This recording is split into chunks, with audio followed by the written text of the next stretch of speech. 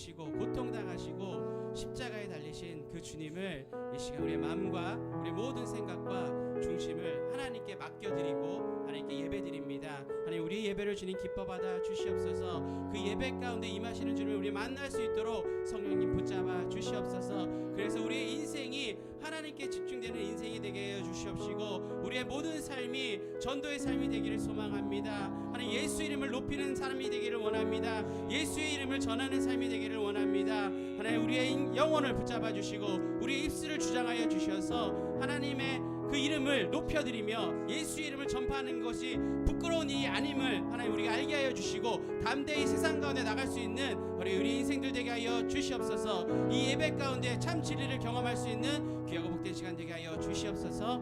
감사드리며 살아계신 예수 그리스도 이름으로 기도합니다. 이 시간 우리 그 높여요. 우리 생명 되신 주님을 우리 기쁨으로 박수 치면서 높여드리도록 하겠습니다.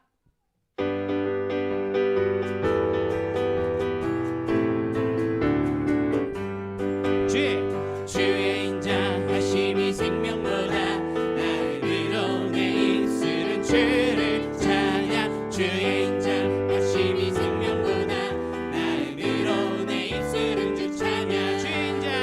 주의 인자하심이 생명보다 나를 위로 내 입술은 주를 찬양. 주의 인자하심이 생명보다 나를 위로 내 입술은 주 찬양. 이름으로 내 평생에 주를 송축하며 주의 이름으로 인하여 내 손을 들리라.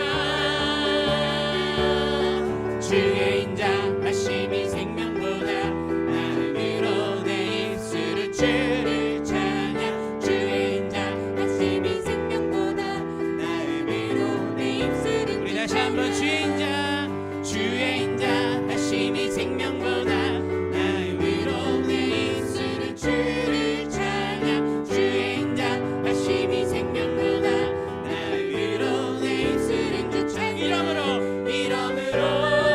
내 평생에 주를 송축하며 주의 이름으로 인하여 내 손을 들리라. 주의 인자하심이 생명보다 나를 위로 내 입술은 주를 찬양. 주의 인자하심이 생명보다 나를 위로 내 입술은 주 찬양. 주 우리 아버지 우리는 그분의 자녀. 예수 우리 형제 손에 손잡고 하나 되어 함께 걸어가리. 주께 찬송해. 주께 찬송해. 큰 머리 들어 주께 찬송해. 손뼉쳐 주께 찬송해. 춤을 추면서 주께 찬송해. 목소리로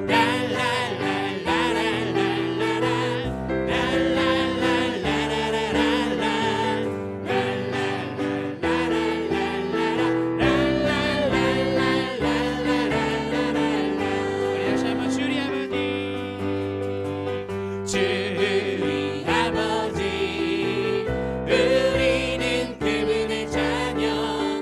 예수 우리 형제 손에 손잡고 하나 되어 함께 걸어가리. 주께 찬송해. 주께 찬송해. 뱃머리 들어 주께 찬송해. 손뼉쳐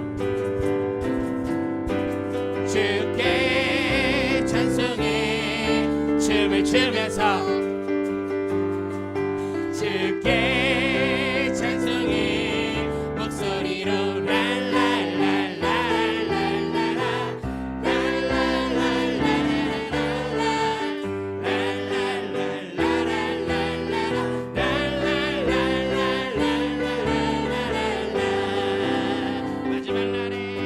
마지막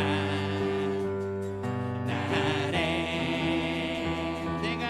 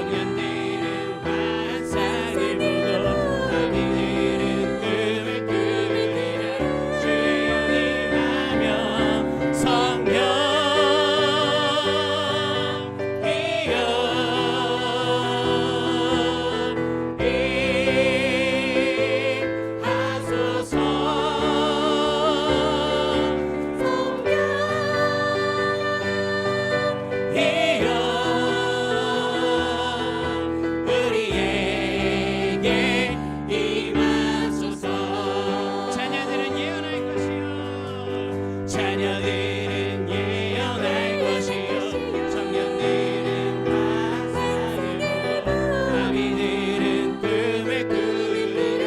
주의 영이 임하면 자녀들은 예언할 것이요 청년들은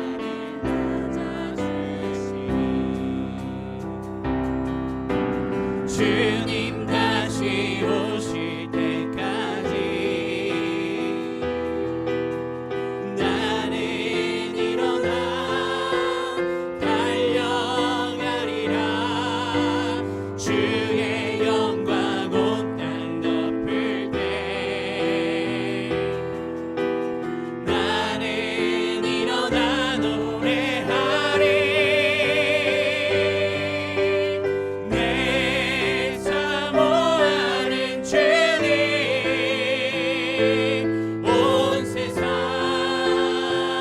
꾸짖으시라. 내 사모하는 주님 영광의 왕이시라. 주님 다시 오실 때까지 나는 일어나 달려가리라. 주의 영광 온 땅 덮을 때 나는 일어나 노래하리. 내 사모하는 주님 온 세상 꾸짖으시라. 내 사모하는 주님 영광의 왕이시라. 성령의 새바람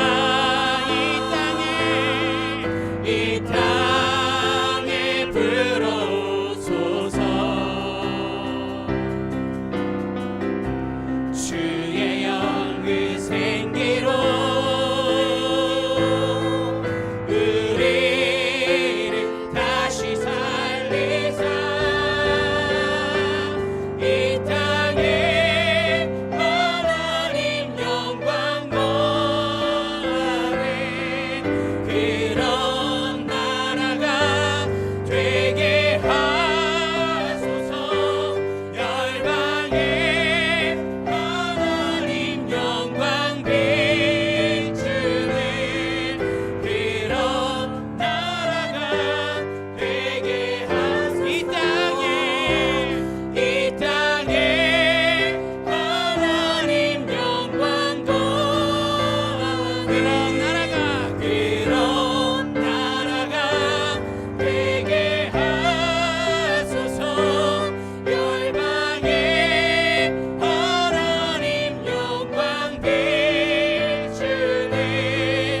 그런 나라가 되게 하소서.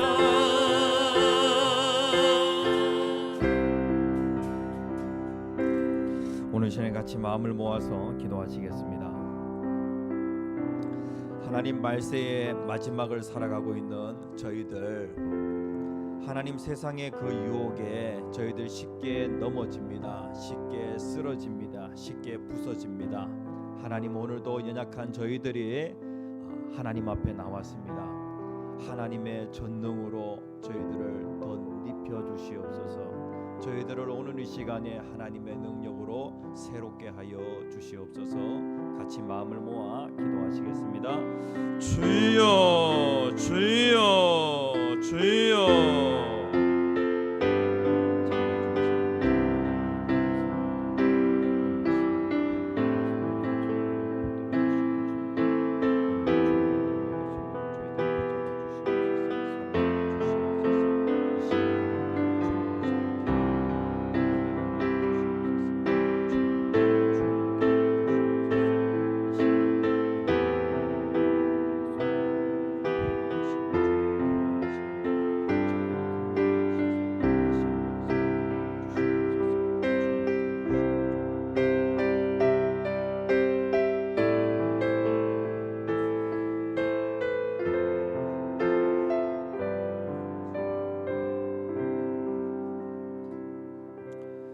사랑의 하나님, 은혜를 감사를 드립니다. 오늘도 연약한 저희들이 구원의 하나님을, 회복의 하나님을 바라봅니다. 하나님, 저희들의 삶의 모든 부분들 하나님의 도우심의 손길이 없이는 저희들 한순간도 살아갈 수 없습니다. 하나님, 저희들을 불쌍히 여기시사 저희들의 삶의 많은 부분들을 주님께서 주관하여 주시옵소서. 오늘도 하나님의 말씀으로 저희들이 치료되어지고 회복되어지는 귀한 시간 되어지기를 소원합니다. 이 예배 가운데 임하여 주시옵소서. 예수님 이름으로 간절히 기도합니다. 아멘. 찬송가 1장 만복의 근원 하나님. 찬송가 1장 만복의 근원 하나님.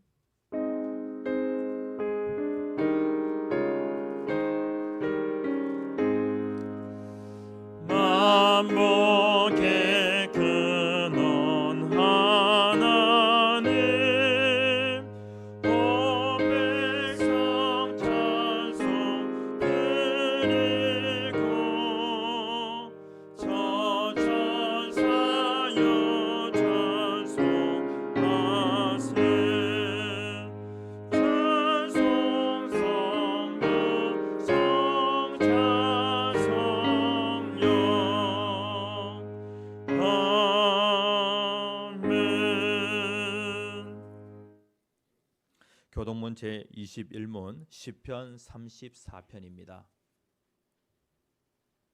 교동문 21문 시편 34편 교독하시겠습니다. 내 여호와를 항상 송축하며 내 입술로 항상 주를 찬양하리이다. 내 영혼이 여호와를 자랑하리니 공고한 자들이 이를 듣고 기뻐하리로다. 나와 함께 여호와를 광대하시다 하며 함께 그의 이름을 높이세. 내가 여호와께 간구하매 내게 응답하시고 내 모든 두려움에서 나를 건지셨도다. 이 공고한 자가 부르짖음에 여호와께서 들으시고 그의 모든 환난에서 구원하셨도다. 여호와의 천사가 주를 경외하는 자를 둘러 진치고 그들을 건지시는도다. 너희는 여호와의 선하심을 맛보아 알지어다. 그에게 피하는 자는 복이 있도다. 너희 성도들아 여호와를 경외하라. 그를 경외하는 자에게는 부족함이 없도다. 젊은 사자는 궁핍하여 줄일지라도 여호와를 찾는 자는 모든 좋은 것에 부족함이 없으리로다. 아멘. 사도신경으로 우리의 신앙을 고백하시겠습니다. 전능하사 천지를 만드신 하나님 아버지를 내가 믿사오며 그 위아들 우리 주 예수 그리스도를 믿사오니 이는 성령으로 잉태하사 동정녀 마리아에게 나시고 본디오 빌라도에게 고난을 받으사 십자가에 못 박혀 죽으시고 장사한 지 사흘 만에 죽은 자 가운데서 다시 살아나시며 하늘에 오르사 전능하신 하나님 편에 앉아 계시다가 죄로서 산자와 죽은 자를 심판하러 오시리라. 성령을 믿사하며 거룩한 공예와 성도가 서로 통하는 것과 죄를 사하여 주시는 것과 몸이 다시 사는 것과 영원히 사는 것을 믿사옵나이다. 아멘. 찬송가 180장 하나님의 나팔소리 찬양하신 후에 김환욱 집사님 우리를 대표해서 기도 인도해 주시겠습니다. 찬송가 180장.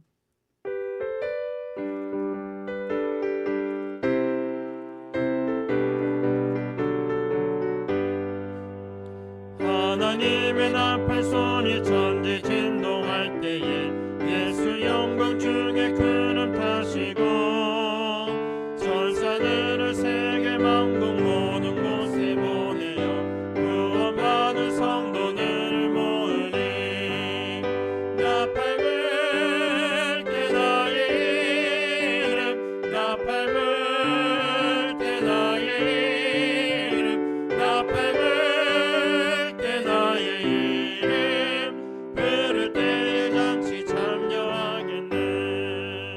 문함 속에 잠자는 자 그때 다시 일어나 영화로운 부활 승리 얻으리. 주가 택한 모든 성도 구름 타고 올라가 공중에서 주의 얼굴 메우리. 나팔 불 때 나의 이름 나팔 불 때 나의 이름 나팔 불 때 나의 이름 부를 때에 잔치 참여하겠네. 주님 다시 오실 날을 우리 알 수 없으나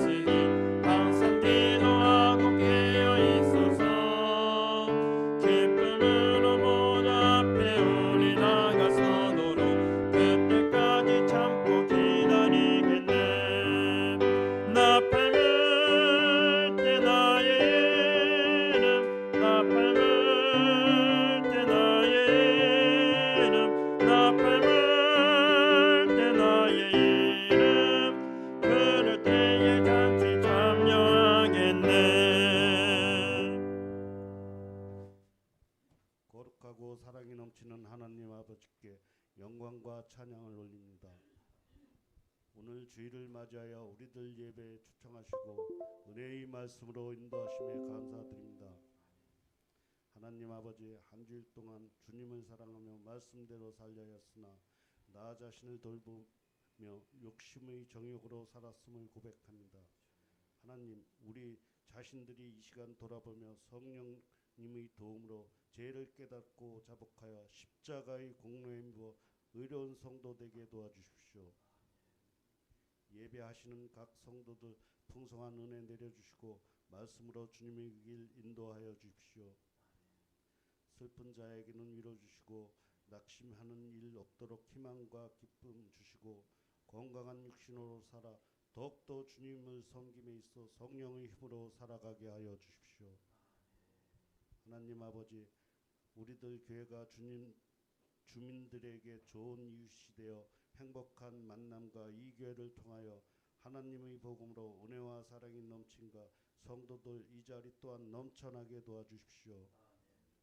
하나님, 우리들을 사랑하시어 봉사하는 손길에 그 맡은 바 일을 잘 감당하게 하시고 성령의 힘으로 그들을 돌봐주시고 주님의 뜻 따르게 하여 주십시오. 목사님 말씀으로 성도들 이끌어 주시고 성령 충만케 하여 주십시오. 예수 그리스도 이름으로 기도드립니다. 아멘.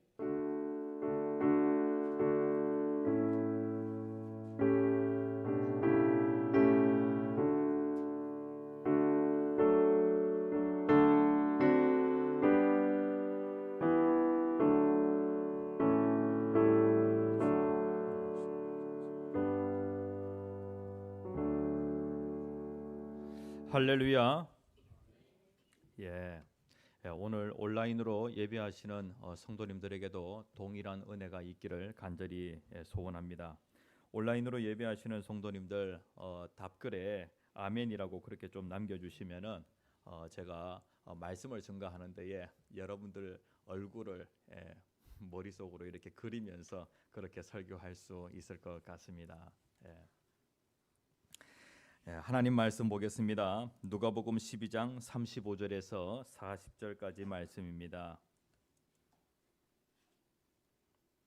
하나님의 말씀 누가복음 12장 35절에서 40절까지 말씀.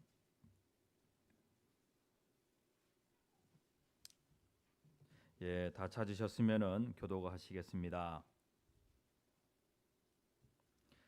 허리에 띠를 띠고 등불을 켜고 서 있으라.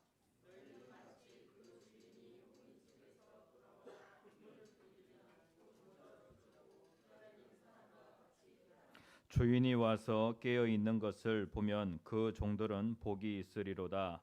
내가 진실로 너희에게 이르노니 주인이 띠를 띠고 그 종들을 자리에 앉히고 나와 수종 들리라.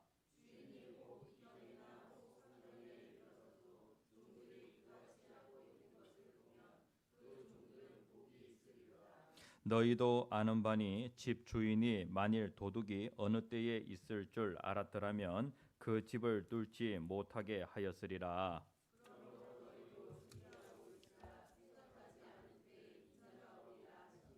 아멘. 우리들의 교회가 주일 예배를 통해서 본질은 깊게라는 그런 큰 주제를 가지고 말씀을 나누고 있습니다. 우리는 어떠하든지 뿌리 깊은 나무가 되어져야 합니다. 그러니까 본질과 비본질 있는데 비본질은 사과 껍데기라고 할 수 있다면은 본질은 사과 알맹이라고 할 수 있겠습니다. 우리는 사과 껍데기도 정말로 중요합니다. 그래야 이 껍데기가 있어야 알맹이가 보호가 되어집니다. 그런데 정작 우리에게 필요한 것은 무엇이냐면은 사과 알맹이라는 것이죠. 그래서 어떠하든지 2024년에는 본질을 붙잡는 우리들의 교회가 되어지기를 간절히 소원합니다. 제목 같이 한번 읽어봅시다. 시작. 삶의 마감 시간을 의식하라. 삶의 마감 시간을 의식하라라는 그러한 그 제목으로 같이 은혜를 나누고자 합니다. 우리들의 교회 성도님들 혹시 미룸신이라고 들어보셨습니까?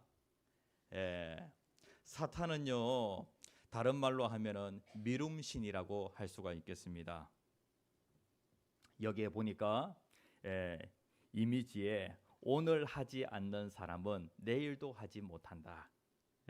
이러한 그 말이 있는데 이 미룸신은요, 계속해서 내일로 오늘 할 일을 미루도록 그렇게 유혹을 합니다.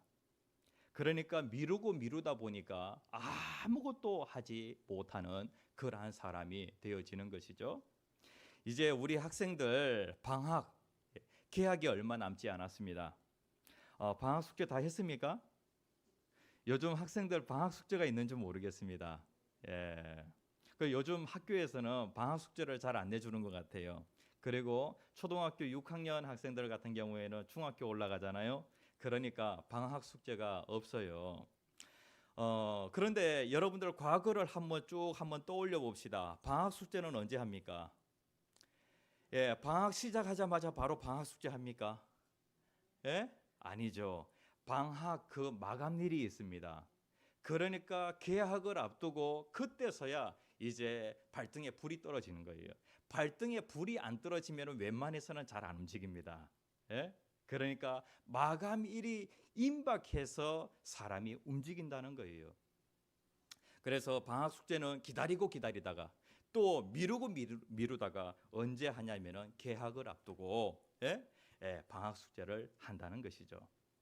그리고 공과금은 언제 냅니까? 공과금 그 고지서를 받으면은 바로 가서 그 공과금을 내는 분들은 별로 없습니다. 연말에 공과금을 내게 되어지는데 모든 사람들이 미룸신의 유혹을 받아가지고 미루다가 이제 연말이 되어져서 마감일이 임박하게 되어지니까 그때서야 공과금을 내는 경우가 많이 있죠.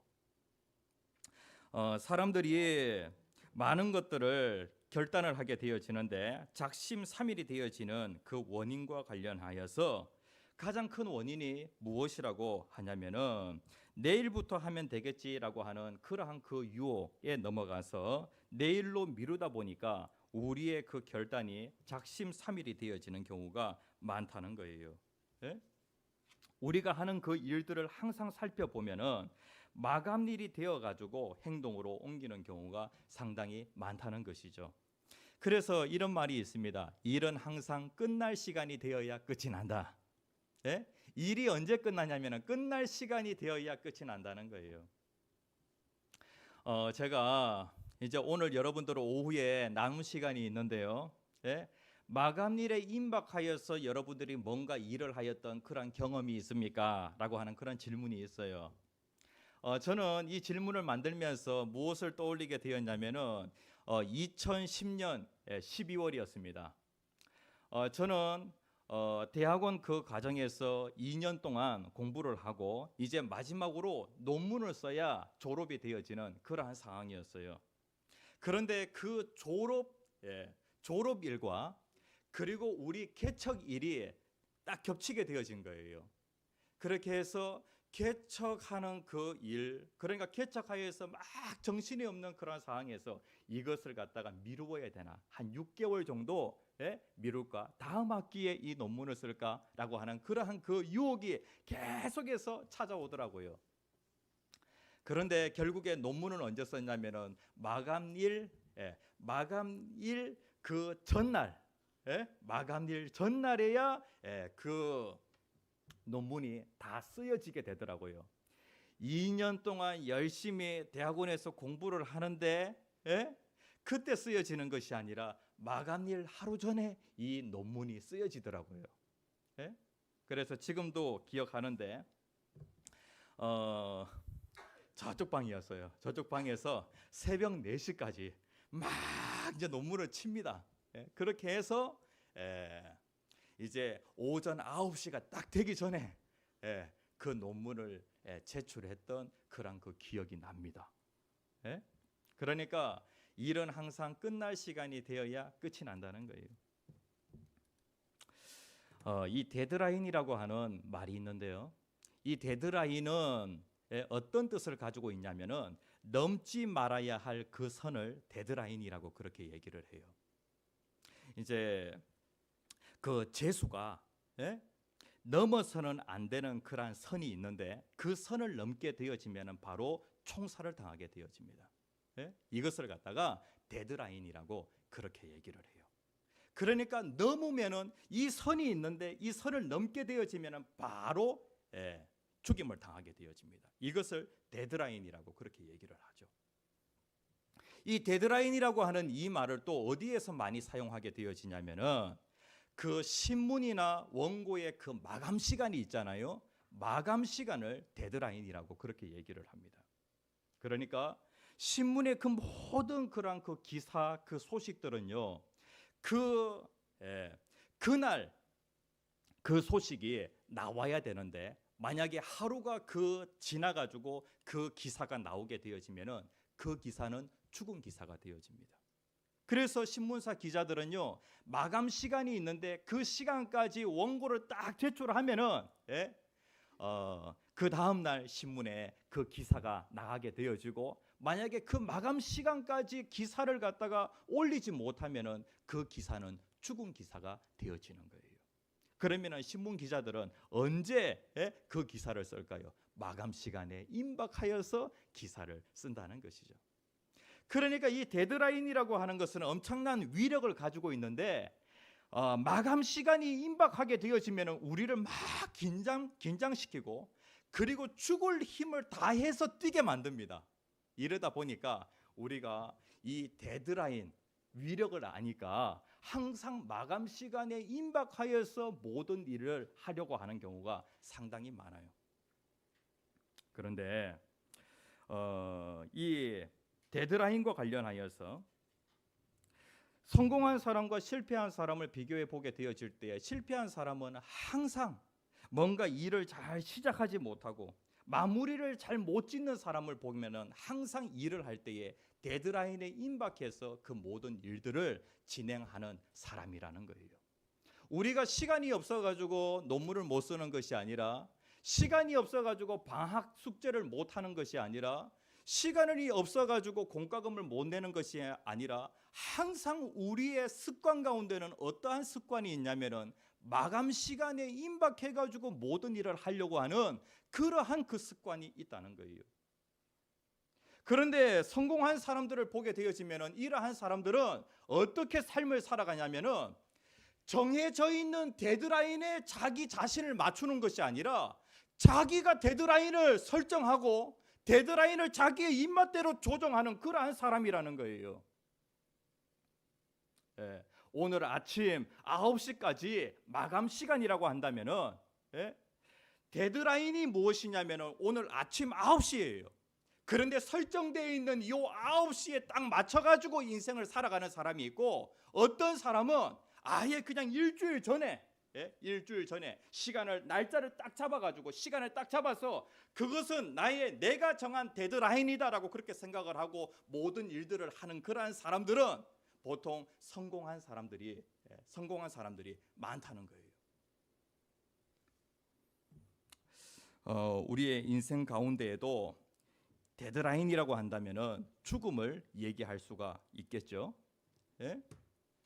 이 죽음은 우리 인생의 데드라인이라고 할 수가 있는데, 이 데드라인을 의식하고 살아가는 사람, 죽음을 의식하는 그러한 사람은 사는 그 사람의 삶이 정말로 충실한 그러한 삶이 되어질 것입니다. 그런데 데드라인을 염두에 두지 않고 그렇게 살아가게 되어지면은 우리는 아무런 준비 없이, 그리고 또 우리가 하루하루 아무 의미 없이 그렇게 인생을 살아가게 되어질 것입니다. 오늘 우리가 하루를 살면서 죽음을 의식하고 마감일을 의식하고 마감 시간을 의식하고 우리가 하루하루를 살아야 한다라고 하는 말씀이 오늘 본문에 기록이 되어져 있습니다. 하나님은 시작이 되어지시고 끝이 되어지시는 그러한 분이십니다. 내 인생에 있어서 가장 중요한 시간이 바로 시작 시간이고, 그리고 또 한 가지를 더 얘기한다고 하면은 내 인생의 그 마지막 시간. 그런데 인생은요, 자기 자신에 대해서 너무나도 몰라요. 인생의 시작도 잘 모르고 인생의 마지막도 잘 몰라요. 그런데 나의 인생의 시작과 마지막을 누가 알고 계시냐면은 하나님이 알고 계시는 거예요. 하나님은 하나님 자신을 소개할 때에 어떻게 소개하고 있냐면은 나는 알파요 오메가가 된다라고 그렇게 말씀을 하고 있어요. 다시 얘기하면은 하나님은 시작이 되시고 마지막이라는 거예요. 시작과 끝이라는 것이죠. 예? 우리들의 교회 성도님들, 내 인생의 시작과 마지막을 정확하게 알고 계시는 그 하나님께 내 인생을 맡기는 그러한 인생이 되어진다고 하면은 우리는 어떠한 인생이 되어지냐면은 정말로 가치 있고 의미 있는 그러한 인생이 되어질 수 있다는 거예요. 성경은 종말에 대해서 얘기를 합니다. 사후 세계와 관련하여서 사후 세계는요, 하나님만이 알고 계시는데 시작과 끝이 되시는 하나님만이 인간의 사후 세계에 대해서 알고 계시는데 다른 세상의 어떠한 책도 사후 세계와 관련하여서 뭔가 단정지어서 확신을 가지고 사후 세계에 대해서 얘기하는 그러한 책이 없어요. 그런데 성경은 사후 세계에 대해서 분명히 얘기하고 있어요. 너희는 먼저 그의 나라를, 하나님의 나라를 구하라라고 그렇게 말씀을 하고 있는데 사후 세계가 있기 때문에 하나님께서 먼저 하나님의 나라를 구하라라고 그렇게 말씀을 하고 있는 것이죠. 인류 역사에 마지막 날이 있는데 그 마지막 날에 마지막 날과 관련하여서 정말로 중요한 것이 무엇이냐면은 두 가지 있어요. 여러 가지 그런 그 종말론과 관련된 이야기들이 있는데요. 그 종말론의 이야기들을 다 종합해 보면은 중요한 것 두 가지가 있는데 첫 번째는 그리스도는 다시 오신다는 거예요. 2000년 전에 우리를 구원하시기 위하여서 사람의 몸을 입고 오신 그 하나님은 이 땅에 33년 4개월 계시고 하늘로 올라가셨는데 그러나 마지막 날에 그분은 이제 구원의 주님이 아니라 심판의 주님으로서 이 땅에 다시 온다라고 그렇게 말씀을 하고 있어요. 그 다음에 또 한 가지 중요한 것은 무엇이냐면은 우리 성도들은 어떻게 살아야 되느냐? 이 마지막 때를 의식하면서 준비하고 살아야 한다라고 그렇게 말씀을 하고 있는 것이죠. 마감일이 임박하게 되어지면은 고도의 집중력이 생긴다 그랬죠. 대단한 그런 그 힘을 발휘하게 되어집니다. 그런데 내 인생의 마감일을 알면은 참으로 좋겠는데 그런데 우리는 마감일을 잘 몰라요. 하나님께서 마감일을 모르도록 그냥 고지서라고 한다면은 공과금이라고 한다면은 몇 월 며칠까지 공과금을 내시오라고 그렇게 딱 되어 있는데 그런데 우리의 그 죽음과 관련해서는 마감 시간을 하나님이 알려주지 않아요. 왜냐하면은 그때까지 그냥 편안하게 놀다가 내 인생의 마감일이 83세다라고 그렇게 하나님이 알려주시면은 82세까지 열심히 놀다가 83세 되어서 그때서 이제 깨어있는 삶을 살까봐 하나님께서 항상 깨어있는 삶을 살아라고 우리 인생의 마감일을 하나님이 가르쳐주지 아니하신 거예요. 그래서 우리는 항상 어떠한 삶을 살아야 되냐면은 오늘 두 가지 같이 나누려고 해요. 어느 날 갑자기 다시 오실 그 예수님을 바라보면서 우리가 어떻게 살아가야 하는가. 첫 번째 같이 한번 읽어봅시다. 시작. 심판을 준비해야 한다. 심판을 준비해야 합니다. 심판. 예수님께서 이 땅에 다시 오시는 데에 하나님이 이 땅에 다시 오신다는 거예요. 그날 엄청난 심판이 있게 되어지는데 40절 말씀에 보면은 이렇게 말씀을 하고 있어요. 그러므로 너희가 준비하고 있으라. 생각하지 않은 때에 인자가 오리라 하시니라 라고 그렇게 말씀을 하고 있어요. 예수님은 오시는 데에 언제 오시냐면은 생각하지 않은 때에 온다는 거예요. 그러면서 39절과 40절 말씀에 보면은 도둑 비유를 하고 있어요. 도둑이 내가 너희 집에 언제 간다라고 그렇게 얘기해 주고 갑니까? 생각하지 않은 때에 도둑이 오잖아요. 그런 것처럼 예수님이 도둑이라는 얘기는 아니에요. 도둑이 오는 것처럼, 다시 얘기하면은 생각하지 않은 때에 예수님이 이 땅에 다시 오신다라고 그렇게 말씀을 하고 있어요. 오늘 이 본문에 있는 이 말씀은 누구에게 하는 말씀일까요? 41절 말씀에 보면은 주께서 이 비유를 우리에게 하심이니까, 우리라고 한다면 예수님의 제자들이에요. 그리고 모든 사람에게 하심이니까 라고 그렇게 베드로가 질문을 던지게 되어집니다. 이 종말에 대한 이 말씀, 심판에 대한 이 말씀은 누가 들어야 할 말씀입니까? 예? 제자를 비롯하여서 모든 사람들이 들어야 할 말씀이라는 것이죠. 그런데 여기에서 47절, 48절을 말씀에 보면은 주인의 뜻을 알고 준비하지 아니하고 그 뜻대로 행하지 아니한 종은 많이 맞을 것이다. 심판이 그 사람에게 아주 크게 다가올 것이다. 그런데 48절 말씀에 보면은 알지 못하고 맞을 일을 행한 종은 적게 맞으리라 라고 그렇게 말씀을 하고 있어요. 잘 알면서도 준비하지 않은 그 종은 많이 맞을 것이고, 그리고 또 알지 못하고 맞을 일을 행한 그 종은 적게 맞을 것이다. 다시 얘기하면은 반드시 심판이 온다는 거예요. 그런데 여기에서 중요한 것이 있어요. 세상의 모든 사람들은 다 심판을 맞이하게 되어지는데, 여기에서 중요한 것은 하나님을 믿는 사람들은 하나님께서 심판 가운데 구별하신다는 거예요. 따로 분리시킨다는 거예요. 자, 요한복음 5장 24절 말씀에 보면은 내가 진실로 진실로 너희에게 이르노니 내 말을 듣고 또 나 보내신 이를 믿는 자, 어떤 사람요? 예수님의 말을 듣고 그리고 예수님을 믿는 자는 영생을 얻었고 심판에 이르지 아니한다라고 그렇게 말씀을 하고 있어요. 심판을 받게 되어질 때에 그 심판은 죄 있는 사람이 심판을 받게 되어집니다. 그런데 예수님의 말을 듣고 예수님을 믿는 자는 예수님이 내 죄를 다 담당하셨기 때문에 내가 받아야 될 죄의 벌을 그분이 다 받으셨기 때문에 죄로 인한 심판은 내가 받지 않는다는 것이죠. 그러니까 정죄의 심판은 받지 않는다는 거예요. 너는 유죄다라고 그렇게 심판을 받지는 않는다는 거예요. 우리는 예수를 믿게 되어지면은 다 하나님 앞에서 우리가 어떠한 사람이 되어지냐면은 무죄 선고를 받은 그러한 사람이 되어집니다. 누구는 유죄 선고받고 예수는 유죄 선고받고 나는 무죄 선고를 받는 거예요. 왜? 내 죄를 예수가 다 담당했기 때문에. 로마서 8장 1절 말씀에 보면은 그러므로 이제 그리스도 예수 안에 있는 자에게는 뭐가 없다고요? 결코 정죄함이 없나니. 유죄가 없다는 거예요. 유죄가.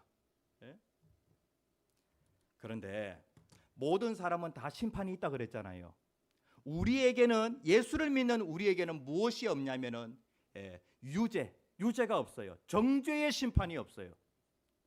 그런데 우리에게 어떤 심판이 있다고 말씀하고 있냐면은 상급의 심판은 있다라고 그렇게 말씀을 하고 있어요. 우리에게는 반드시 심판의 날이 있기 때문에 지금 어떠한 삶을 살아야 되냐면은 준비하는 그러한 삶을 살아야 되는데, 내 인생의 마감일이 있기 때문에, 내 인생 전체를 결산하는 그 날이 있기 때문에 우리는 오늘 준비하는 삶을 살아야 되는데, 우리에게는 심판이 있는데 어떠한 심판이 있냐면은 보상의 심판이 있다는 거예요. 보상의 심판. 죄는 무죄를 받는데 내가 이 땅에서 선을 행한 그 부분과 관련해서는 보상을 받는 그러한 심판이 있다는 것이죠. 우리에게 심판이라고 하는 것은 어떠한 날이냐면은 상 받는 날이에요. 하나님이 상을 주시기 위해서 예수를 믿는 자들에게 심판을 하시는 것이죠. 고린도후서 5장 10절 말씀에 보면 이런 말씀이 있어요. 같이 한번 읽어봅시다. 시작. 이는 우리가 다 반드시 그리스도의 심판대 앞에 나타나게 되어 각각 선악간에 그 몸으로 행한 것을 따라 받으려 함이라 라고 그렇게 말씀을 하고 있어요. 여기에서 그리스도의 심판대라고 하는 요 단어가 있잖아요. 요 단어, 요 심판대라고 하는 요 단어는요, 어떠한 뜻을 가지고 있냐면은 운동, 그 다음에 경주, 이것을 마친 후에 선수들이 서게 되는 1등, 2등, 3등 그 등수를 매기는 그 심판대 있잖아요. 그 심판대를 얘기하는 거예요. 예? 1등이라고 하는 상, 2등이라고 하는 상, 3등이라고 하는 상. 그러니까 그 마지막에 선수들이 심판을 받는 것은 무엇 때문에 심판을 받냐면은 등수를 받기 위하여서, 상을 받기 위하여서 심판을 받는 것이죠. 마찬가지로 우리가 마지막 그 심판의 날에 보상을 받기 위한 그러한 그 심판을 받는다는 것이죠. 예? 그러니까 우리는 내 인생의 마감일에 어떠한 사람이 되어야 되냐면은 상 받는 사람, 하나님께 상 받는 사람, 없어지지 않을 그 상을 받는 사람이 되어야 하는 것이죠. 우리가 지난 시간에 같이 말씀을 나눌 때에 우리가 보물을 쌓아두되 자기를 위하여 보물을 쌓아두지 말고 보물을 하늘에 쌓아두라. 보물을 하늘에 쌓아두는 것이 무엇이냐면은 주변에 있는 이웃들을 구제하는 것이 바로 보물을 하늘에 쌓아두는 것이다라고 그렇게 말씀을 하고 있어요. 그러면서 너희는 먼저 하나님의 나라를 구하라. 다시 얘기하면은 하나님을 위한 그 일을 하라는 것이죠. 하나님을 위한 그 일을 하는 것을 무엇이라고 얘기하냐면은 사역이라고 그렇게 얘기를 합니다. 어젯밤에 제가 기도할 시간이 되어서 기도하러 왔는데 우리 아들이 혼자 교회 청소를 하고 있는 거예요.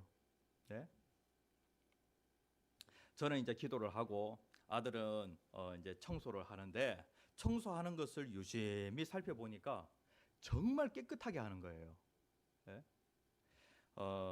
의자 보면은 이 접이식 개인 의자 보면은 참 청소하기가 힘들어요. 청소 도구가 그 사이사이에 잘 안 들어가거든요. 그런데 발판 밑에까지도 걸레를 딱 집어넣어서 청소를 딱 이렇게 하는 거예요. 와, 정말로 깨끗하게 한다. 그렇게 해서 힘들지는 않냐고 이렇게 이제 물어봤어요. 그런데 아들이 하는 얘기가 하나님의 집인데 깨끗하게 해야죠 하면서 그렇게 얘기를 하는 거예요. 하나님의 집인데 집 청소는 정말 하기 싫어요. 그런데 하나님의 집인데 깨끗하게 해야죠 라고 그렇게 얘기를 하는 거예요. 그 말 하는 것이 너무 기특해가지고 우리가 하나님을 위하여서 내가 일한 거 있잖아요. 지난주에도 같이 말씀을 나눌 때 내가 하나님 일하면 하나님이 내 일 해주신대요. 그리고 내가 염려 걱정 근심하는 그 일 하나님이 해주시겠대요. 내가 뭘 하면은 하나님 일하면은. 그래서 앞에서 찬양팀으로 섬기는 거, 그 다음에 또 청소하는 거, 또 설거지하는 거, 이 모든 것들 하나님을 위한 일이에요. 이 일한 것에 대해서 하나님은 어떠한 하나님이시냐면은 보상해 주시는 하나님이에요. 이 땅에 사는 동안에 하나님께서 복으로서 보상을 해 주시는 경우도 있고요. 그리고 이 땅에서 하나님이 다 보상 못 해 주시면은 마지막 그 심판 날에 하나님께서 영원한 것으로 바꾸어서 나에게 보상을 해 주시는 거예요. 그런데 우리가 이러한 보상이 있는데 우리가 이러한 그 구원은 받지 말아야 돼요. 부끄러운 구원이라고 하는 말이 있는데 무엇이냐면은 내가 무죄 선고 받아서 천국은 가요. 그런데 문제는 무엇이냐면은 내가 하나님을 위하여서 이웃을 위하여 한 일은 아무것도 없고 내 인생 전부가 다 날 위해서만 한 일이에요. 그러면은 하나님 앞에 갔을 때에 내가 받을 상이 있어요, 없어요? 날 위하여 한 그 모든 일들은 다 불타버리게 되어지는데 결국에는 다 없어지게 되어지는데 내가 하나님을 위하여서 한 일, 이웃을 위하여 한 그 모든 일들은 하나님께서 반드시 상으로 보상해 주시겠다고 말씀하시는 거예요. 그래서 준비해야 될까요? 마감일에 우리는 어떠하든지 상 받는 자로 준비되어진 그러한 사람이 되어야 하는 것이죠. 그래서 여기에 보면은요, 깨어 준비하라, 깨어 준비하라. 마감일 안 가르쳐 주겠다. 언제 마감될지 모른다. 깨어 준비하라. 라고 그렇게 말씀을 하고 있는 거예요. 35절 말씀해 보면은 허리에 띠를 띠고 준비하라는 거예요. 등불을 켜고 서 있으라라고 그렇게 말씀을 하고 있어요. 그러니까 깨어 있는 종은 언제 마감일인지 모르기 때문에 우리는 늘 깨어 있는 그러한 삶을 살아야 돼요. 이러한 종은 참으로 복이 있다. 37절에서. 그리고 38절에서 그 종들은 복이 있으리로다라고 그렇게 말씀을 하고 있어요. 그 다음에 두 번째 같이 한번 읽어봅시다. 시작. 섬김을 준비해야 된다. 예. 여기에 보면 37절에 주인이 와서 깨어 있는 것을 보면이라고 그렇게 말씀을 하고 있어요. 그 종들은 복이 있으리로다라고 그렇게 말씀을 하고 있는데, 그런데 여기에 보면 깨어 있는 그 종에게 주인이 어떻게 하면은 예? 주인이 직접 띠를 띠고, 그러니까 깨어서 주인을 맞을 준비를 한 그 종은요, 주인이 왔을 때에 주인이 띠를 띠고 그 종들을 자리에 앉히고 나와서 수종든다는 거예요. 자, 예수님을 보면은 우리가 잘 알 수 있는데, 예수님이 이 땅에 오신 것은 2000년 전에 오셨을 때 예수님은 섬김을 받으러 오신 것이 아니라 섬기러 오셨어요. 그리고 예수님께서는 이 땅을 사시는 가운데 섬김의 모범을 보여주셨죠. 예? 예수님께서 십자가 지시기 전에 예수님의 최고의 섬김은 무엇이냐면은 자신을 희생하여서 하나님께 제물로 드려 우리의 죄가 사함받도록 하는 것이 예수님의 최고의 섬김이에요. 자기의 목숨까지 다 내어놓는 것이 예수님의 최고의 섬김인데, 그 십자가 사건 전에 예수님께서 그 전날 밤이었어요.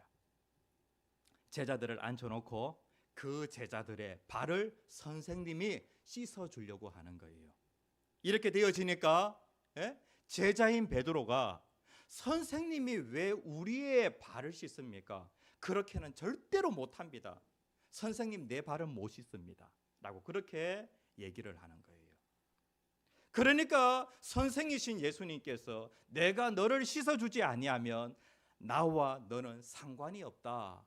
내가 너의 발을 씻어 주어야 된다라고 그렇게 말씀을 하니까 베드로가 예수님 그러세요? 그러면은 내 발뿐 아니라 내 몸을 다 씻어 주세요라고 그렇게 얘기를 하는 거예요. 예수님이 이렇게 섬김의 모범을 보여주신 것이죠. 그러면서 예수님이 섬김의 모범을 보여주시고 제자들에게 뭐라고 말씀하시냐면은 내가 너희들의 발을 씻어 준 것처럼 너희들 또한 다른 사람들의 발을 씻어주는 그러한 삶을 살아라 라고 그렇게 말씀을 하신 거예요. 그래서 예수님이 섬김의 모범을 보여주신 것이죠. 그런데 여기에 보면은 예수님께서 여기에 보면 주인이 다시 오시는 그날에 내가 너희들을 섬겨주겠다라고 그렇게 말씀을 하고 있어요. 마지막 심판의 날에 예수님께서 이 땅에 다시 오시는 데에 그때에 내가 너희를 섬겨주겠다. 주인인 내가 종인 너희들을 섬겨주겠다. 그때까지 우리는 어떠한 삶을 살아야 되냐면은 열심히 섬김의 그러한 삶을 살아야 하는 거예요. 예수님께서 제자들의 발을 씻어주시고 그리고 내가 너희들의 발을 씻은 것처럼 너희들 또한 다른 사람의 발을 씻어주어라. 제자들 열심히 발 씻어주는 그러한 섬김의 삶을 살았어요. 우리들의 교회 성도님들, 이 땅에 우리가 인생의 마감일을 준비하면서 어떻게 살아야 되냐면은 우리가 열심히 섬기면서 살아야 하는 것이죠. 마지막으로 한 이야기를 하고 마치려고 합니다. 내 잔이 넘치나이다 라고 하는 그 소설이 있어요. 그런데 이 소설은요 실화를 바탕으로 하여서 쓰여진 소설이에요. 맹의순이라고 하는 전도사님이 계시는데 이분은 북한에서 남한으로 피난하다가 북한군에게 붙잡히게 되어집니다. 그렇게 해서 갖은 그 고문을 당하게 되어지다가 이제 그 북한군에게 의해서 고문을 당하다가 그때에 미군에게 잡혀가지고 북한군으로 오인을 받아서 거제에 있는 포로 수용소로 가게 되어집니다. 억울하죠. 그런데 포로 수용소에 있으면서 거기에서 어떠한 삶을 살아가게 되어지냐면은 다른 사람을 섬기는 그러한 삶을 살게 되어집니다. 아침에 하나님께 기도하고 그리고 주변에 있는 그 포로들에게 말씀을 전하고 저녁이 되어지면은 물을 받아가지고 제수대에 그 발을 갖다가 하나씩 이렇게 씻어주는 거예요.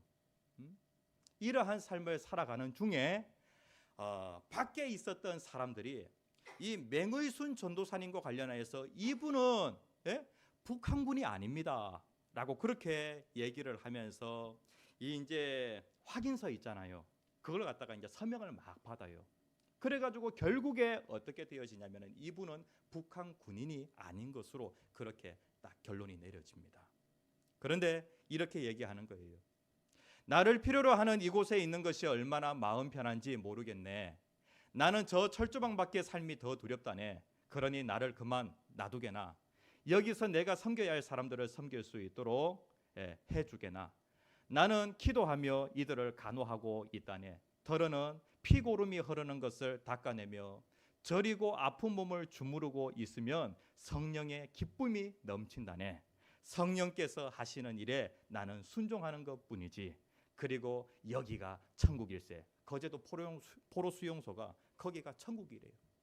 왜냐하면 섬기면서 그렇게 살아가니까. 그리고 이렇게 그 포로 수용소에 있는 사람들을 섬기다가 결국에 이제 어떻게 되어지냐면은 27세의 그 젊은 나이로 세상을 떠나게 되어집니다. 그때의 포로 수용소에서 가장 찬밥 신세였던 사람들이 바로 이 중공군들이었는데, 이 사람들이 이 맹의순 전도사님을 보고 뭐라고 얘기하냐면은 선생님은 하늘에서 보낸 천사였습니다.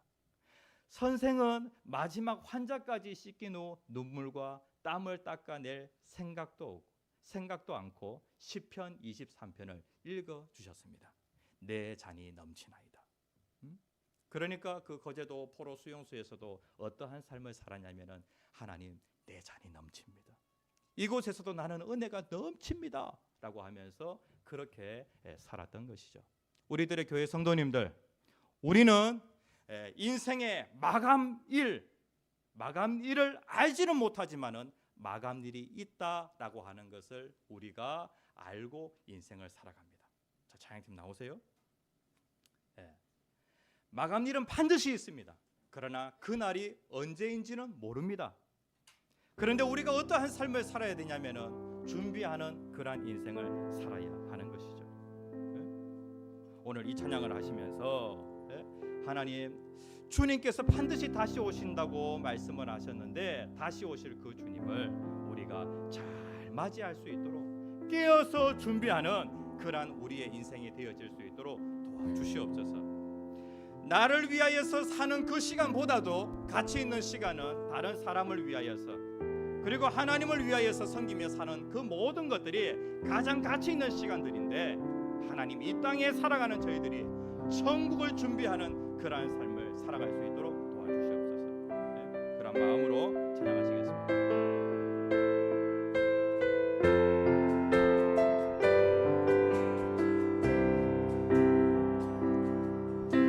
주님 다시 오실 때까지 나는 이 길을 가리라. 좁은 문 좁은 길 나의 십자가 나의 가는 이 길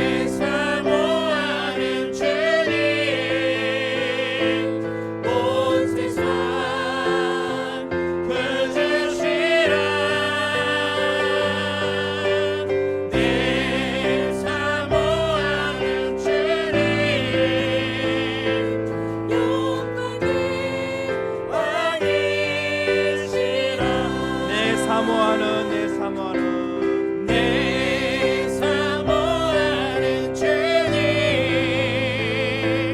온 세상 구주시라 그 사모하는 주님 영원히 왕이시라. 오늘 시간에 같이 마음을 모아서 기도하시겠습니다. 하나님, 나는 내 인생에 내 삶의 마감일이 있다는 것을 내가 그것은 부인하지 않습니다. 그런데 마감일이 언제인지는 모르기 때문에 하나님, 내 인생의 그 마지막을 하나님 이렇게 마치고 싶지는 않습니다. 지금 현재 이 모습으로 내 인생의 마지막을 장식하고 싶지는 않습니다. 하나님, 다시 오실 그 주님을 기쁨으로 맞이할 수 있도록 하나님, 내가 오늘 할 일을 내일로 미루지 않게 하여 주시옵소서. 하나님, 오늘 내가 지금 하는 일이 내 인생에서 가장 가치 있고 의미 있는 그러한 일이 되어질 수 있도록 도와주시옵소서. 너희는 먼저 하나님의 일을 구하라 라고 이렇게 말씀을 하고 있는데, 하나님, 여태까지는 내 자신을 위해서만 살아서 내가 하늘을 위하여 쌓아놓은 것이 없습니다. 이제는 하나님과 이웃을 위하여서 내가 무슨 일이라도 하겠습니다. 하나님, 도와주시옵소서. 주여, 세 번 크게 외치시고 기도하겠습니다. 주여 주여 주여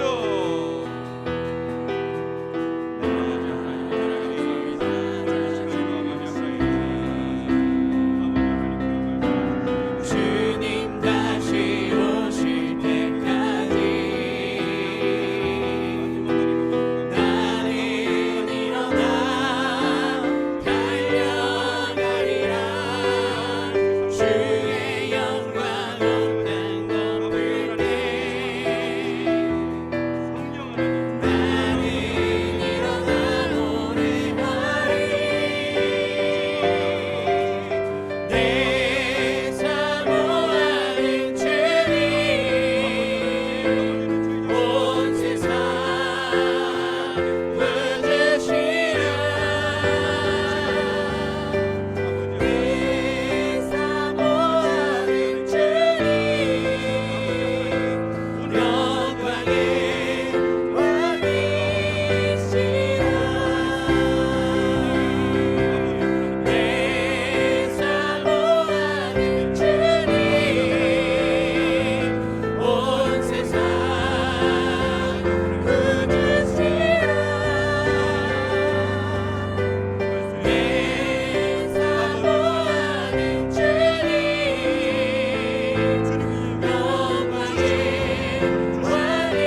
왕이시라. 참으로 좋으신 아버지 하나님, 감사합니다.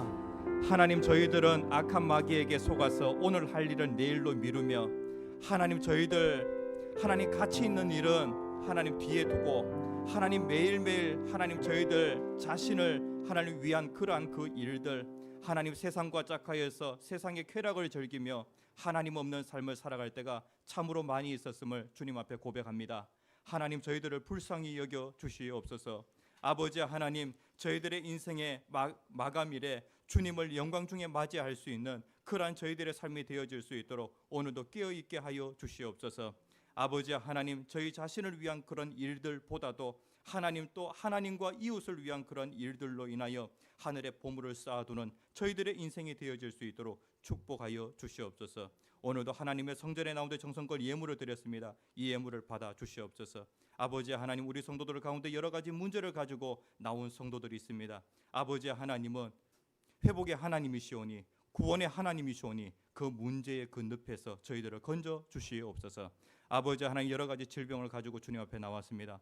아버지 하나님께서는 치료의 광선을 바라셔서 하나님 그 아픈 부분들마다 주님께서 친히 안수하여 주시고 치료의 역사가 나타날 수 있도록 역사하여 주시옵소서. 예수님 이름으로 간절히 기도합니다. 아멘. 전우자 반갑게 인사하시겠습니다. 오늘은 조금 순서를 달리 해봤습니다. 달리 해봤는데 나쁘지는 않죠. 예, 좋죠. 예, 우리 찬양팀이 제가 좀 찬양이 약합니다. 예, 찬양이 약해서 제가 혼자 하면은 요즘은 음도 이탈하고 박자도 이탈합니다. 그러니까 도움이 필요합니다. 저의 그 구원자는 우리 찬양팀입니다. 오늘 도와주셔서 너무나도 감사를 드리고 앞으로 이렇게 당분간 이렇게 한번 해보도록 하겠습니다.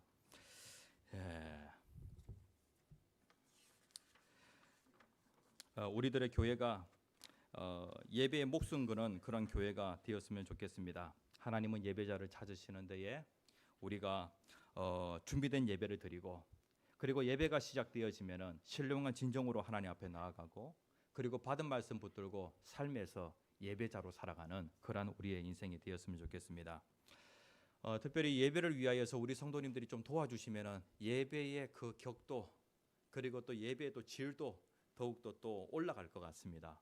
그래서 우리 성도님들 부족한 부분이 있으면은 좀 이렇게 자원해서 섬겨주시면은 감사를 드리겠습니다. 우리들의 교회 예배가 다시 와서 또 드리고 싶은 예배, 그리고 또 삶의 변화가 일어나는 그러한 그 예배가 되었으면 좋겠습니다.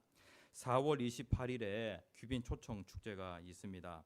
다음 주에는 우리 성도님들 3명씩 좀 작정을 해주시고, 뭐 크게 또 부담되시는 분들은 뭐 이렇게 강제는 아닙니다. 그냥 자원하는 마음으로 해주시면 되겠습니다. 그리고 남성 공동체 헌신 예배가 3월 24일에 있을 예정입니다. 공동체 리더 기도회는 격주로 토요일 밤 9시에 계속해서 진행을 합니다. 오후 예배 후에는 운영위원회 모임이 있겠습니다. 이제 다음 달 마지막 주에 부활절이 있고요. 그리고 4월 마지막 주에 귀빈 초청 축제가 있습니다. 위에서 우리 성도님들도 좋은 그 안건이 있으면은, 좋은 그 의견이 있으면 말씀해 주시면 감사를 드리겠습니다. 우리가 뒤로 미루다가 이제 더 이상 미룰 수가 없어서 전도해야 되겠다. 진짜 전도해야 되겠다 이제. 3월부터 열심히 해야지라고 그렇게 마음을 먹었는데 3월까지 또 미루면 안 될 것 같다 싶은 생각이 듭니다. 그래서 2월 마지막 주, 다음 주 오후 예배 후에는 전도하러 나가려고 합니다. 이것도 뭐 강제는 아니니까 우리 성도님들 자원하시는 분들만 나가시면 되겠습니다. 그리고 주방에 식기 세척기가 들어왔습니다. 하나님 식기 세척기 보내주세요라고 그렇게 기도를 했는데 하나님이 보내주셨습니다. 식기 세척기 보내주셨는데 딱 넣으면은 2분이면은 한 식판 한 9장 정도가 그냥 딱 됩니다. 한 2분도 안 걸립니다. 그래서 설거지 하는데 상당히 좀 이렇게 편해졌습니다. 발을 못 씻어도 씻기는 씻어야 될 거 아닙니까?